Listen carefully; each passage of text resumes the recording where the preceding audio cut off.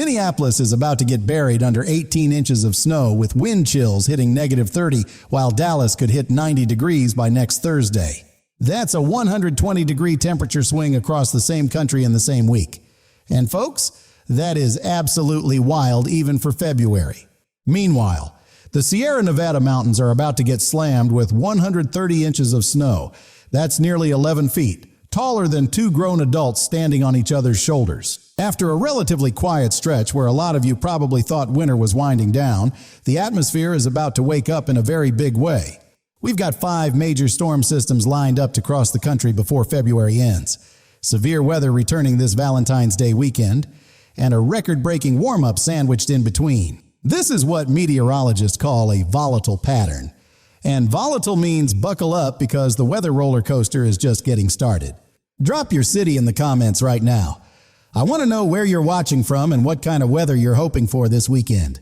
And if you've got family anywhere from the Rockies to the Atlantic, do me a favor and share this with them, because this pattern affects literally the entire lower 48.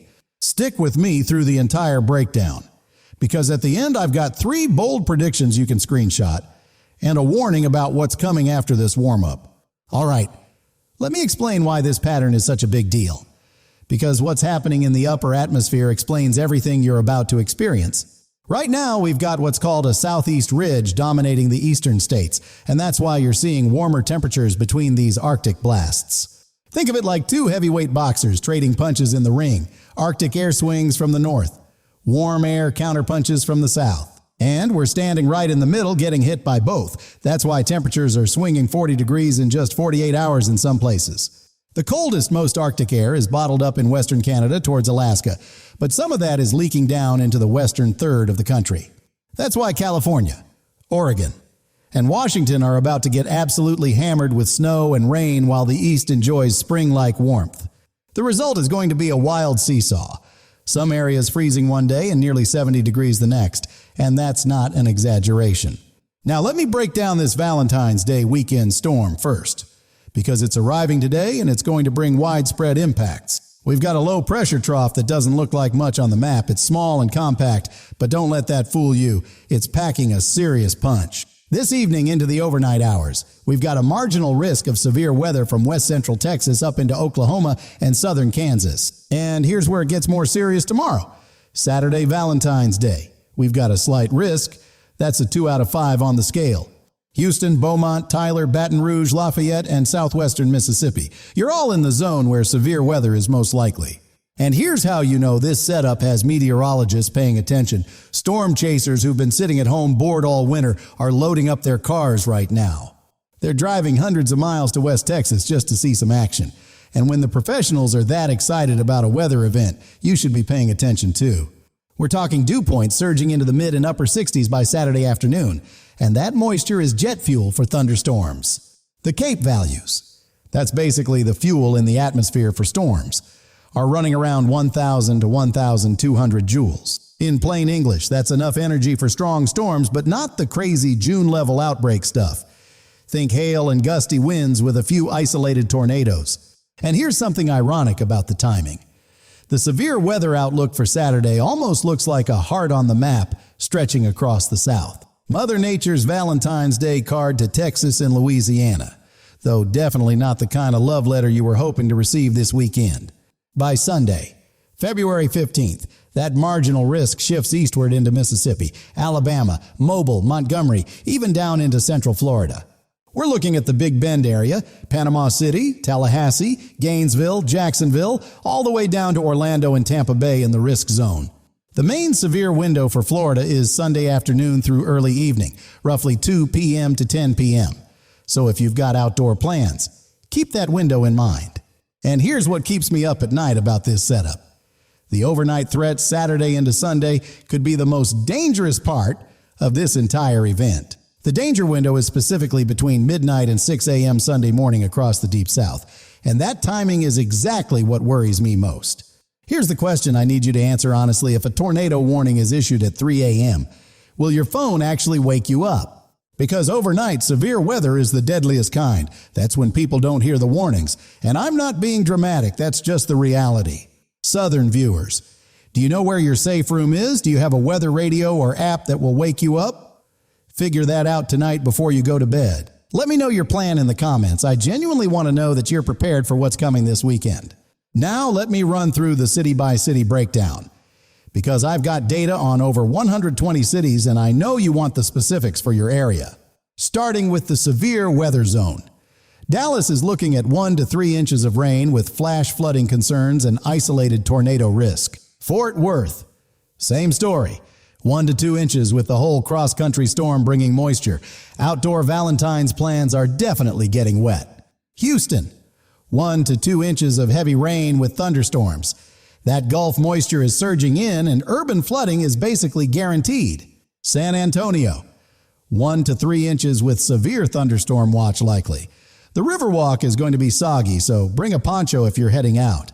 Austin, 1 to 2 inches with heavy thunderstorms. Hail risk is elevated, might want to pivot those hill country outdoor plans to somewhere with a roof. Oklahoma City, 1/2 inch to 1 inch with mixed precipitation. You're right in that zone where strong storms could fire up Saturday afternoon. I know I'm throwing a lot of Texas cities at you, but here's the bottom line if you're anywhere from Dallas to Houston this weekend. Severe weather is coming. The question isn't if you'll see storms. It's whether they'll be the garden variety or the kind that ends up leading the evening news. New Orleans, 1 to 2 inches with the Mississippi River already stressed from previous storms. Levees are under pressure. Stay weather aware all weekend. Baton Rouge, 1 to 2 inches with flooding likely.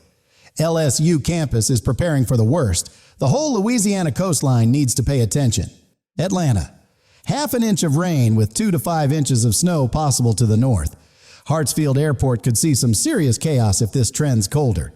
Nashville, 4 to 7 inches of snow mixing with rain. The city is still recovering from previous storms, so this is just piling on. Memphis, 2 to 5 inches of snow with rain mixing in. The blues bars are calling your name. Stay inside and stay warm. Now shifting to Florida. And here's the good news. Most of the Sunshine State is actually looking pretty nice for Valentine's Day. Jacksonville, 1/2 inch of rain with warm temps near 70, actually pretty nice for a Valentine's beach sunset if you time it right. Orlando, temps in the low 80s with afternoon showers. Theme park magic is still on. Just pack an umbrella in your bag. Tampa, low 70s with scattered rain chances. Ybor City stroll is still possible. Just keep an eye on the radar. Miami, 80 degrees with minimal rain. Honestly, the best Valentine's Day weather in the entire country. Beach sunset kiss is definitely on the agenda. All right, shifting to the snow zone, and this is where some of you have been waiting all winter for numbers like these. New York City, 6 to 12 inches of heavy snow along the I-95 corridor, and this is going to come down fast when it hits. We're talking snow falling at 1 to 2 inches per hour at times. Travel is going to be an absolute nightmare. Flights are already getting canceled left and right. Boston, 6 to 12 inches with wind chills dropping to -15 after the storm passes. We're talking near blizzard conditions at the peak. Philadelphia, 8 to 14 inches with a 1/4 inch of ice on top. That ice is what's going to take down power lines and cause widespread outages. Washington, D.C., 7 to 13 inches with the federal government already discussing closures. The capital could be completely paralyzed by Sunday. Baltimore, 8 to 14 inches of heavy wet snow. The port is preparing for disruptions. Bridges are going to be absolutely treacherous. Charlotte, 8 to 14 inches in the Appalachian foothills. Outdoor Valentine's events are definitely getting canceled across the board. Raleigh, 6 to 10 inches with significant ice accumulation. The Piedmont region is going to see widespread power outages. Greensboro, 10 to 16 inches. That's the heaviest snow anywhere in the Carolinas. The power grid is going to be seriously stressed. Richmond, 8 to 14 inches with the James River rising. Virginia is bracing for major impacts from the coast to the mountains. We're about halfway through now, and if you've made it this far, the numbers I'm about to show you are going to make absolutely no sense. I'm talking 90 degrees in February while parts of the country are still buried under feet of snow. Stick around because you need to hear this. But first, let me finish the snow zone because the Midwest and Great Lakes are getting absolutely hammered. Chicago, 8 to 12 inches with wind chills hitting -10. This is dangerous cold territory, folks. Limit your time outdoors. Minneapolis, 12 to 18 inches with extreme cold hitting -15 wind chills dropping to -30. We're talking hypothermia territory. St. Paul, 11 to 16 inches with the same brutal cold. Exposed skin can get frostbite in just minutes at these temperatures. Milwaukee, 10 to 15 inches with lake effect snow and screaming winds off Lake Michigan. Travel is going to be nearly impossible. Detroit, 8 to 12 inches with lake effect enhancement. The Great Lakes are really cranking out the snow with this setup.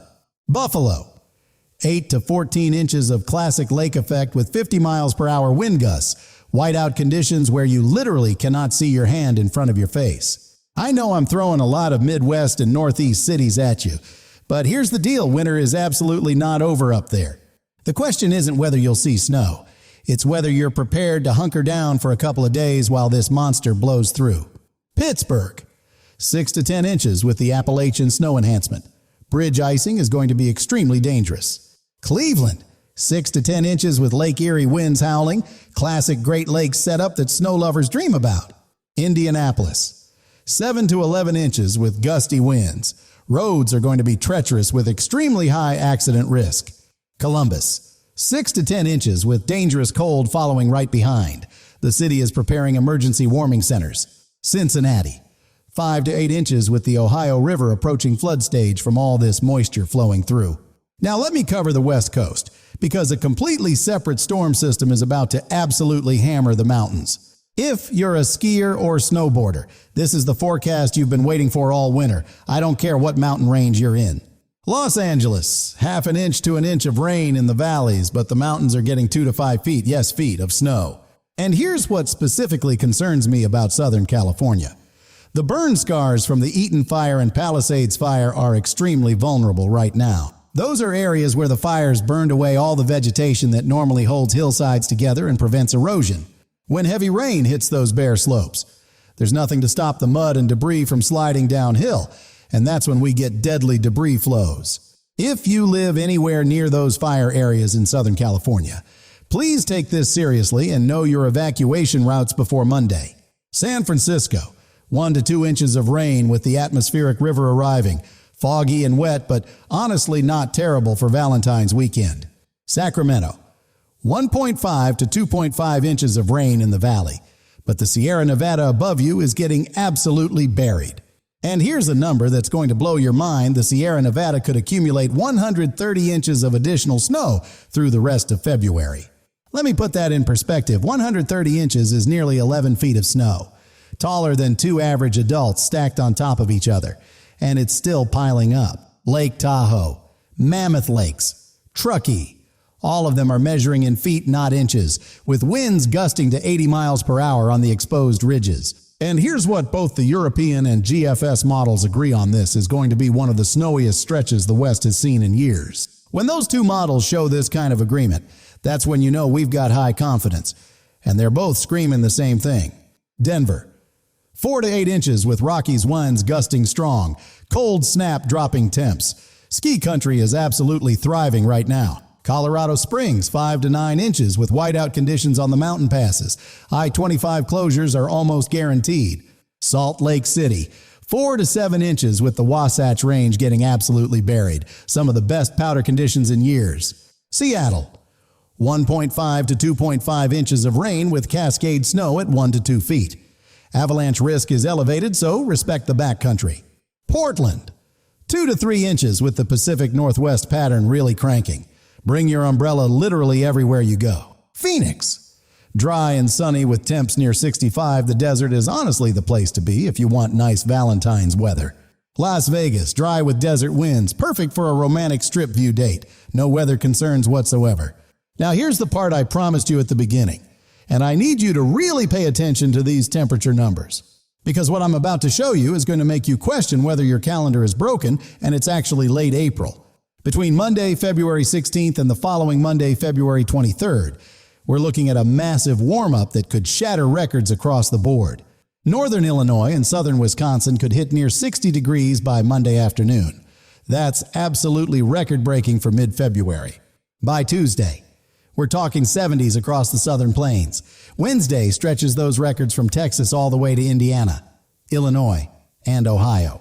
Thursday could bring 70s and 80s to the southeast, and southern Texas might even flirt with the low 90s in the middle of February. 90 degrees in February while parts of the country are still buried under feet of snow. Let that sink in for a second. Wednesday morning could see record warm overnight lows, with Chicago only dropping to the 50s. That's warmer than some summer nights. Memphis could see overnight lows around 60 degrees when normal lows should be in the mid-30s. That's a 25-degree difference from average. This is going to feel like early spring arrived 2 months ahead of schedule. Some of you are absolutely going to fire up the grill. But here's my warning, and I need you to hear this loud and clear. This is a false spring. Do not fall for it. What goes up must come down, especially this time of year. And February is absolutely notorious for pulling the rug out from under you.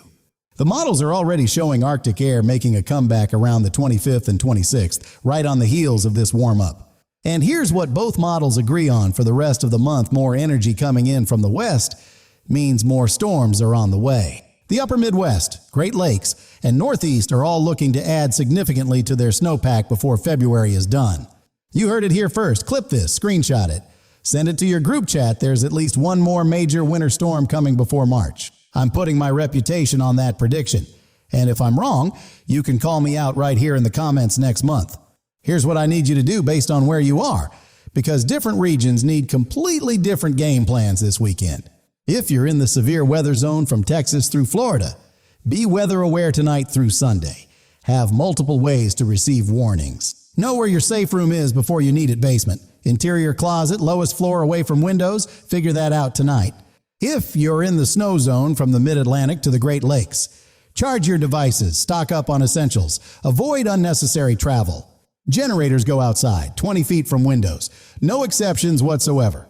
Carbon monoxide is a silent killer that takes lives every single winter. Check on elderly neighbors and family members who live alone. A quick 2-minute phone call could genuinely save someone's life. If you're out west near the mountains, respect the avalanche conditions and check road closures before you head anywhere. I want to hear from you. Your ground level observations genuinely help verify everything I'm forecasting out here. If you're in the severe weather zone as storms develop, drop your reports in the comments and let me know what you're seeing. And if you've got family or friends anywhere in the path of these storms, share this video with them right now before things get active. Here are my 3 predictions. Screenshot this right now because you can hold me accountable next week. Prediction 1, we see at least 3 confirmed tornadoes between East Texas and Alabama by Sunday morning. The overnight hours will be active.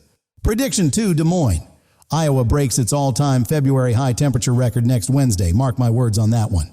Prediction 3, the Sierra Nevada accumulates at least 8 feet of additional snow by February 20th, making this one of the snowiest stretches in decades. If I'm wrong on any of these, I'll own it right here on this channel. That accountability is exactly how you know you can trust what I'm telling you. We've got 11 feet of snow threatening the Sierras, tornadoes targeting Valentine's Day, and that 120-degree temperature swing I mentioned at the top. Remember those 2 heavyweight boxers trading punches I talked about at the beginning? That's exactly what this pattern is doing to the entire country. Arctic air swings in, warm air counterpunches back, and we're standing right in the middle getting hit by both all the way through the end of February. Stay safe out there. Look out for your neighbors, especially the elderly, and don't let this volatile pattern catch you off guard. Enjoy that false spring warmth next week if you're lucky enough to get it, but whatever you do, don't put those winter coats in storage just yet.